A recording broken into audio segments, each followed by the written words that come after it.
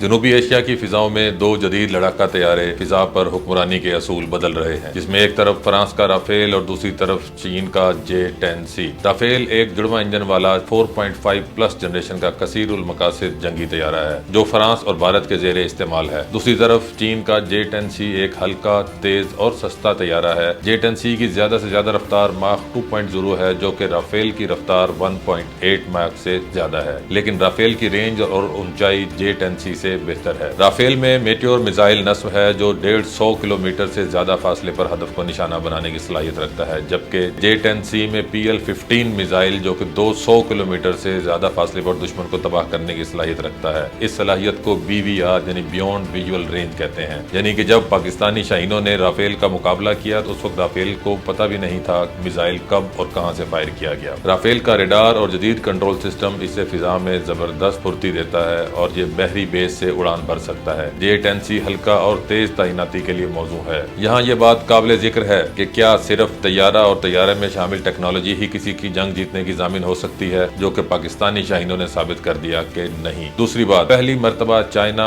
اور مغربی ٹیکنالوجی کا آمنا سامنا ہوا ہے۔ اس چیز نے دنیا کی آنکھیں کھول کے رکھ دی ہیں۔ دنیا میں اس وقت Chengdu air company of China کے شیئرز میں اضافہ ہو رہا ہے، جبکہ اس کے مقابلے میں رافیل کی ویلیو اور ڈیمانڈ میں کمی دیکھنے میں آئی ہے۔ اس بات کی تصدیق یورپین اور ویسٹرن اخبارات بھی کر رہے ہیں۔ اس چیز نے انڈیا کو بہت بڑا سرپرائز دیا ہے۔ یہی صورتحال بنی ہے کہ جس کی وجہ سے بھارت اپنی تمام تر ٹیکنالوجی کے باوجود، اپنے تمام تر مہنگے جہازوں کے باوجود شکست خوردہ نظر آ رہا ہے، اور پھر بالآخر امریکہ کی منتیں کرتا ہوا نظر آیا ہے کہ کسی طرح یہ جنگ بند کروا دی جائے۔ پاکستان نے ایک دفعہ منہ توڑ جواب دیا ہے، اور آئندہ بھی اگر پاکستان کی طرف میلی آنکھ سے دیکھا گیا تو دوبارہ منہ توڑ جواب دیا جائے گا۔ جنگ طیارے نہیں جیتتے بلکہ دل جیتتے ہیں۔